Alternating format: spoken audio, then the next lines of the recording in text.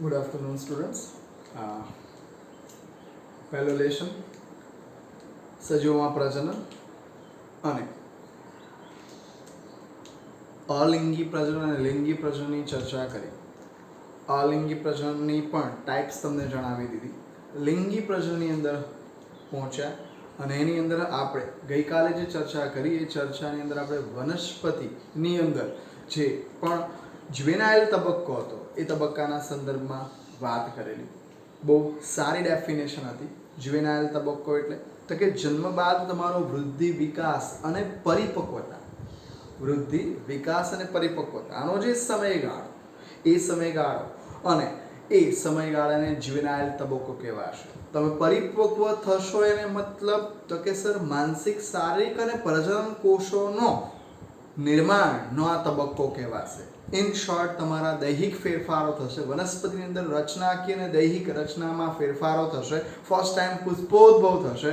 પુંકેસર અને સ્ત્રીકેસર જેવા ઘટકોની સાથે એને રિલેશન. અને ધારો કે પ્રાણી ગણવા જઈએ તો એની અંદર મેલ અને ફિમેલ, તો મેલની અંદર શુક્રકોષોની સક્રિયતા અને ફિમેલ હોય તો અંડકોષોની સક્રિયતાનો સંદર્ભ લેવાયો અને એ બાબતને દર્શાવીને આપણે વનસ્પતિની અંદર એક્ઝામ્પલ થ્રુ ગયા કે વનસ્પતિની અંદર શું ગણી શકાય. તો એ ચોક્કસ પ્રકારે કેટલીક વનસ્પતિ જીવનમાં આખા લાઈફ સ્પાનમાં વૃદ્ધિ વિકાસ કરી અને એક જ વાર પ્રજનન કરે, એક જ વાર પુષ્પોદ્ભવ કરે. વેરાયટી વાંસ નીલકુંજિતની વાત કરીએ તો 12 વર્ષે એક જ વાર એ પુષ્પોદ્ભવ કરે, ફરી બીજા 12 વર્ષ બાદ એની અંદર પ્રાજનિક તબક્કો આવે. ઇન શોર્ટ પુષ્પોદ્ભવની ઘટના બને.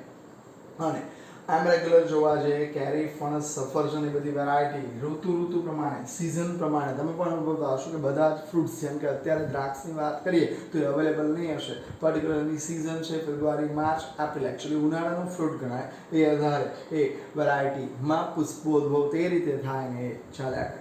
અત્યારની માનવ પ્રવૃત્તિને કારણે બધી વસ્તુઓ અવેલેબલ થાય છે, ઇટ્સ ગુડ, પણ એમાં ચોક્કસ હોર્મોનલ એક્ટિવિટીની અંદર છેડછાડ કરીને આ બધી વસ્તુઓ કરવામાં આવે. ઓકે, એ આપણો પ્રશ્ન નથી. આપણે સમજવાની આખી જે બાબત છે તે કે વનસ્પતિનો સંદર્ભ પૂરો થયો અને હવે પ્રાણીઓની અંદર આપણે જઈશું. તો પ્રાણીઓની અંદર પણ સેમ આ જ રીતની બાબતોને દર્શાવેલ છે. લિંગી પ્રજનનનો કોન્સેપ્ટ ખબર જ છે કે લિંગી પ્રજનન એટલે નર ઘટક દ્વારા તૈયાર થયેલ શુક્રકોષ અને માદા ઘટક દ્વારા તૈયાર થયેલ અંડકોષનું સંમિલન થઈ અને નવા સજીવ સર્જવા માટેની એક ચોક્કસ પ્રકારની રૂપરેખાનું નિર્માણ થવું તે. ફાઇન. તો અહીં વિશિષ્ટ ઋતુકીય પરિસ્થિતિ પ્રમાણે એ લોકોની અંદર પ્રજનન કોષો એક્ટિવ થતા હશે. પક્ષીઓ જે છે એ લોકો ઋતુકીય શું કે ચોક્કસ પ્રકારની પ્રાજનિક ઘટનાને અનુસરે છે. જેમ કે ચોમાસું આવે એટલે કીટકોથી માંડીને બધી જ ફૂડની અવેબિલિટી થઈ જાય. તો એ સંદર્ભમાં એ લોકોના જે અંડપિંડ, જે ખરા પક્ષીની વાત કરું, એ વિશિષ્ટતઃ ઉનાળાની અંદર અથવા એના ઉનાળાની અંદર સક્રિય થશે અને બચ્ચા એટલે કે ઈંડા મુકાઈ જશે અને બચ્ચા તૈયાર થશે. ચોમાસાની અંદર એ બાબતમાં એવું દર્શાવવામાં આવે કે ફૂડની અવેબિલિટી મળી રહે, જેને કારણે અમુક પક્ષીઓ એ રીતના કારભાર કરે. જે આમ જોવા જઈએ તો પ્રજનન ઋતુ તરીકે ચોમાસું એટલે કે મોન્સૂન સિઝન એટલે કે વર્ષા ઋતુ બહુ બેસ્ટ ગણવામાં આવે. એ સમય દરમિયાન મેક્સિમમ પશુ પક્ષી બાકીના બધા પ્રાણીઓની અંદર આવી ચોક્કસ પ્રકારની ઋતુકીય પરિસ્થિતિને કારણે પ્રાજનિક કોષો અથવા લિંગી પ્રજનનની ઘટનાને અંજામ આપવામાં આવે. ઉદાહરણ થકી કીધું કે ભાઈ અમુક ઉનાળામાં, અમુક ચોમાસામાં, અમુક તે પ્રમાણે અવેબિલિટી પ્રમાણે ચાલે. હવે થોડું જોઈએ સસ્તન વર્ગના પ્રાણીઓ. ગાય, ભેંસ, ઘેટા, બકરા, કૂતરા, બિલાડા, બરાબર, મનુષ્ય, વાંદરા, જે પણ ગણો એ, તો એ બધા પણ જે લોકોમાં સસ્તન, અને સસ્તનમાં તમને જાણો છો તે પ્રમાણે જરાયુ દ્વારા બાળકોને પોષણ આપવામાં આવે. અને આ વિશિષ્ટ ઘટના જે સજીવોની અંદર ઘટે છે એ લોકો માટે આપણે જોવા જઈશું તો આપણને આટલી ટર્મિનોલોજી મળશે. પહેલું છે ઋતુકીય ઋતુચક્ર, માસિક ઋતુચક્ર, ઋતુકીય સંવર્ધકો અને સતત સંવર્ધકો. તમને આ મેઇન 4 શબ્દ સાથે રિલેશન કરવાના છે તો તમને યોગ્ય સમજ મળશે. જોજો, આપણે જે વાત કરી ગયા તે પક્ષીઓ માટે કરી ગયા. અમુક જે ઋતુના સંદર્ભમાં એ લોકો પોતે આવી લિંગી પ્રજનની ઘટનાઓને અંજામ આપે છે તે વસ્તુની સમજ તમને આપી. અને હવે જરાયુવાળા સજીવોની અંદર હવે જરાક જોજો. ઋતુકીય ઋતુચક્ર એટલે તમારી પાસે જે સસ્તન વર્ગના પ્રાણીઓ છે, ગાય, ભેંસ, ઘેટા, બકરા, વાઘ, સિંહ વગેરે. તો આ જે પણ સસ્તન વર્ગના સજીવો જે છે એ લોકોની અંદર દૈહિક સંરચના પ્રમાણે વિશિષ્ટ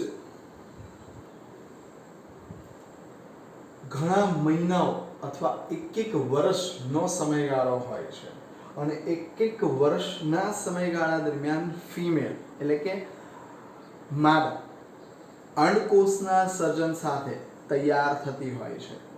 આ ચોક્કસ પ્રકારની વ્યવસ્થાઓ તમને ગાય, ભેંસ, ઘેટા, બકરા, વાઘ, સિંહ વગેરે ઘણા બધા સસ્તનોની અંદર જોવાની મળશે. અને આ જે પણ જરાયુ ધરાવતા જે ફિમેલ એનિમલ્સ જે ખરા એ સામાન્ય રીતે આ પ્રકારની ઘટના અનુસરે છે અને એને કહેવામાં આવશે ઋતુકીય ઋતુચક્ર. હું જાણું છું તે પ્રમાણે લગભગ 6 મહિનાનો એ ડ્યુરેશન હોય છે અને 6 મંથ દરમિયાન એ લોકોની અંદર ઓવમ એટલે કે અંડકોષનું સર્જન થતું હોય છે. હવે આ જે વેરાયટીઓ કીધી એ લોકો સિવાય હજુ પણ માસિક ઋતુચક્રવાળી બીજી એક ટર્મિનોલોજી છે જેની અંદર વાંદરા, માણસો, એપ.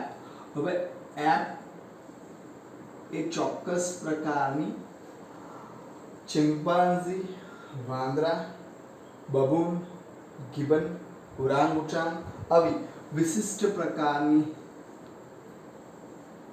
માનવ અથવા એવું કહીએ કે માનવ વાંદરામાંથી ઉતરી આવેલો, ચિમ્પાન્ઝીમાંથી ઉતરી આવેલો. તો આ જે બધા સજીવો જે મેં અત્યારે લખ્યા છે પ્રાઇમેટ્સ કહેવાય. આ જે પ્રાઇમેટ્સ આ પ્રાઇમેટ જે ખરા એ પ્રાઇમેટની અંદર માસિક ઋતુચક્રનો ઉલ્લેખ કરેલો છે. એટલે એવરી મંથ એ લોકોની અંદર ઓવમ પ્રોડક્શન થાય. તો સ્વાભાવિક છે આ લોકોની અંદર તમે ઓબ્ઝર્વ કરો તો બાળ નિર્માણની લૈંગિક પ્રજનન ઘટનાની વાત કરીએ તો એ લોકોની અંદર આવી જે ટાઈમ સ્પેન જે જોવા જઈએ તો એ લોકોની અંદર 6 મહિના અથવા એવરી મંથ નહીં આવે. જ્યારે માસિક ઋતુચક્ર ધરાવતા જે છે આ સજીવો એ લોકોની અંદર એવરી મંથ શું કે વિશેષ પ્રકારના ઓવમ પ્રોડક્શન થશે. તો અહીંયા લખ્યું હશે કે ચોક્કસ પ્રકારના પ્રાઇમેટ ન હોય એવા. તમને એમ થાય કે સર પ્રાઇમેટ ન હોય એવા એટલે તો કે આ જે ગાય, ભેંસ, ઘેટા, બકરા, વાઘ, સિંહ, બિલાડા આ છે તે છે વડે તો એ લોકો કઈ ફોર્મ્યુલાને ફોલો કરે છે કે ઋતુકીય ઋતુચક્રને ફોલો કરે. જ્યારે જે પ્રાઇમેટ છે ચોક્કસ એ પ્રાઇમેટ્સ જે ખરા એ પ્રાઇમેટ્સ વાંદરા, માણસ, એપ, ચિમ્પાન્ઝી આ બધા શેને ફોલો કરે છે? માસિક ઋતુચક્રને ફોલો કરે છે. હવે બીજી એક ટર્મિનોલોજી તરફ જઈએ છે ઋતુકીય સંવર્ધકો. શું કહી શકાય અને સતત સંવર્ધકો એવું શું કહી શકાય? તો કે ઋતુકીય સંવર્ધકોની અંદર અગાઉ વાત થઈ એની સાથે જ સંદર્ભ છે, થોડું ઘણું એ બદલાશે.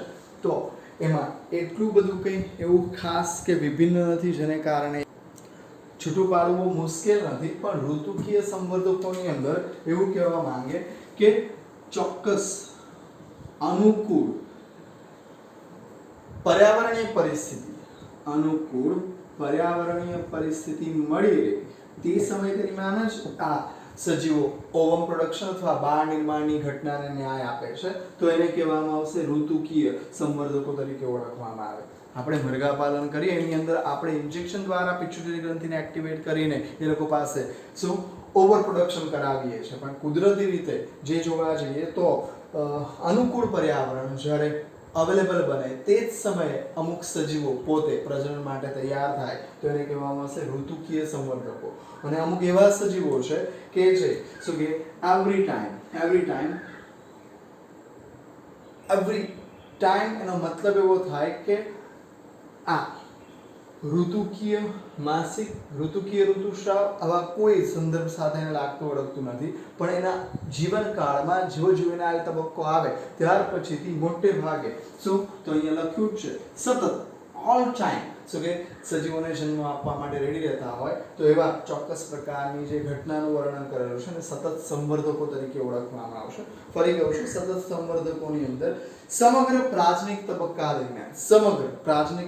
દરમિયાન બાળકને જન્મ આપવા માટેની તૈયારીઓ ધરાવતા હોય એવા ઘટકો તે શું કહેવાશે? સતત સંવર્ધકો. અહીંયા તો કે ઋતુના સંદર્ભમાં અનુકૂળ પરિસ્થિતિમાં જ એ નવા સંતાનને જન્મ આપવા માટે કેપેબલ છે. માસિક ઋતુચક્ર અને આ અમે ઉલ્લેખ આપી દીધો. આની અંદર પક્ષી પણ ઋતુ પ્રમાણે જ જે કાર્ય કરે છે એનો સંદર્ભ લીધો. જેટલો જીવનકાળ હશે એ જીવનકાળમાં જેવા જન્મે એના બીજા દિવસથી સસ્તન વર્ગના પ્રાણીઓ, ગાય, ભેંસ, ઘેટા, બકરા એ બાલ્ય અવસ્થા અથવા એ લોકોનો જે ડ્યુરેશન છે દરમિયાન બાળકને જન્મ નહીં આપશે. એટલે જ પહેલા શીખવામાં આવ્યું કયો તબક્કો? જીવનાયલ તબક્કો. વૃદ્ધિ, વિકાસ અને પ્રજનનકોષોના નિર્માણ થવા પહેલાનો સમયગાળો અને જેવો એ સ્ટાર્ટ થશે પછી મેચ્યોર થયા કહેવાય અને તો એ પોતાના પ્રજનનકોષોનું નિર્માણ કરી શકશે. તો આ આખી ઘટનામાં અહીં વનસ્પતિનો સંદર્ભ લીધો છે, અહીં પ્રાણીનો સંદર્ભ લીધો છે. બુકની અંદર તમારે છૂટું પાડવું પડશે. આ વસ્તુ જરાક માઇન્ડમાં રાખજો. વનસ્પતિ અને પ્રાણી બંનેની અંદર આ બધી બાબતો માટે, આ જે જુવેનાઇલ તબક્કામાં પહોંચવા માટે તમને પણ બાય નેચરલ ક્વેશ્ચન થતો હશે કે આ આખા તબક્કાના ફેરફાર માટે શું જવાબદાર છે. એટલે હવે તમે લગભગ કોપી કરી શકશો અંતઃસ્રાવ. તમે આ માટે રેડી છો કારણ કે આપણી પાસે વિશિષ્ટ પ્રકારના એવા સેક્સ્યુઅલ હોર્મોન્સ જે કહીએ જેની એક્ટિવિટીને કારણે અથવા એની સક્રિયતાને કારણે લૈંગિક તબક્કામાં પ્રવેશીએ છીએ. તો આ વસ્તુ શું કે પ્રાણીઓની અંદર ખાસ અગત્યની, જેની અંદર અંતઃસ્રાવ અગત્યનો ભાગ ભજવે. તમે વનસ્પતિ વિશે પણ જાણો છો તે પ્રમાણે 11મા ધોરણના 15મા પાઠની અંદર ઓક્સિન, જીબ્રેલિન, સાયટોકાઇનિન, એબ્સિસિક એસિડ અને ચોક્કસ પ્રકારના આ હોર્મોન્સ એ પુષ્પોદ્ભવ પ્લસ એ લોકોની અંદર વૃદ્ધિ, વિકાસ, પાર્શ્વકલિકાઓ, અગ્રકલિકાઓના વિકાસ અને ડેવલપમેન્ટની વાતોનો સંદર્ભ છે.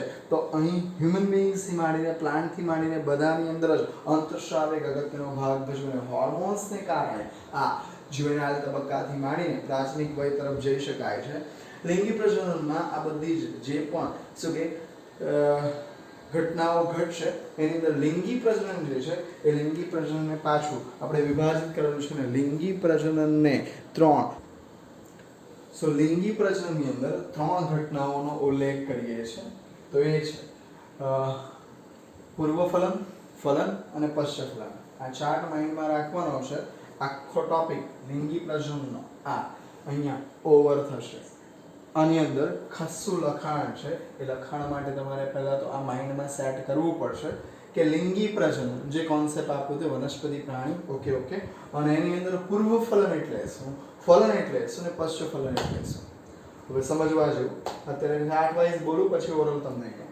પૂર્વફલન એટલે કે સર ફલન એટલે શું? પશ્ચફલન તો પણ શબ્દ છે ફલન એટલે. તો કે ફલન એટલે મેલ ગેમેટ અને ફિમેલ ગેમેટનું ભેગા થવું. તે અરે પણ નિર્માણ તો કરો અને એ નિર્માણ કરવાની ઘટના એટલે શબ્દ અને ટર્મિનોલોજી શરૂ થઈ કે પૂર્વફલન. ફલન પહેલા જે નિર્માણની વાતો છે, ચોક્કસ પ્રકારના અંડકોષ અને શુક્રકોષની જરૂરિયાત જે છે એ શુક્રકોષ અને અંડકોષની જરૂરિયાતના નિર્માણની બાબતો છે એટલે એને શેની અંદર ઇન્ક્લુડ કરેલું છે? પૂર્વફલન. હવે એની અંદર જશો એટલે ખબર પડશે જન્યુજનન અને જન્યુનું વહન. જન્યુજનન એટલે તો કે જન્યુજનન એટલે જન્યુઓનું નિર્માણ થવું. તે તમે જન્યુ વિશે જાણો છો અને એ છે નર જન્યુ અને બીજું છે માદા જન્યુ. તમે કોઈ પણ પુખ્ત વયે પહોંચેલા સજીવ અથવા ઇમેચ્યોર સજીવની અંદર ઉલ્લેખ કરશો તે લોકોની અંદર જન્યુનું નિર્માણનો તબક્કાને વાર હશે. એ વિશિષ્ટ પ્રકારની હોર્મોનલ પ્રોસેસને પૂરી કરશે પછી એ લોકોની અંદર વિશિષ્ટ પ્રકારના નર જન્યુ જેમ કે શુક્રકોષ અને માદા જન્યુ જેમ કે અંડકોષ જેવા ઘટકોનું નિર્માણ થશે. આ નિર્માણની ઘટનાને આપણે કહીશું જન્યુજનન.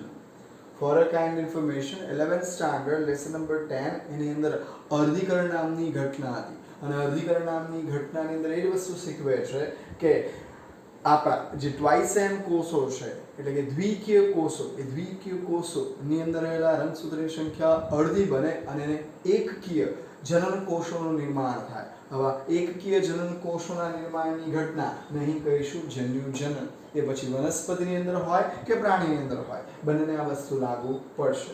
જે લોકો લિંગિક પ્રજનન સાથે સંકળાયેલા છે એને આ વસ્તુ લાગુ પડશે. જન્યુ વહન, ઓકે ફાઇન.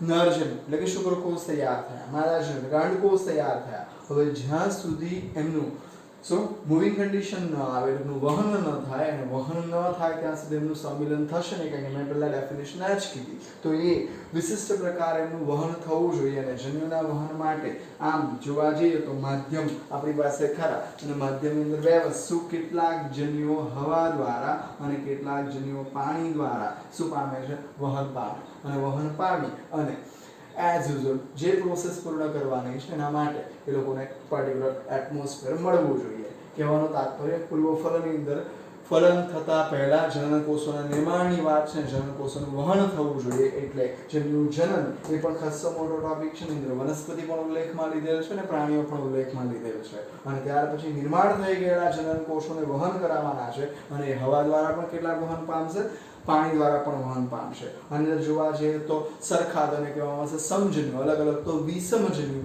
ચલ અચલ, આવા શબ્દ તમારી સાથે પરિચયમાં આવશે. ઓકે, ફલન પર જઈએ તો ફલન ધેટ મીન્સ વોટ? ફલન એટલે મેલ ગેમેટ અને ફિમેલ ગેમેટ, શુક્રકોષ અને અંડકોષનું ભેગા થવું તે. અને જો એ એક્સટર્નલ મીડિયમમાં થાય, હવે સર એક્સટર્નલ મીડિયમ એટલે હવા, પાણી, આકાશ આ છે તે છે એવું તેવું? તો કે ના, શરીરની અંદર થાય તો એને કહેવામાં આવશે અંતઃફલન.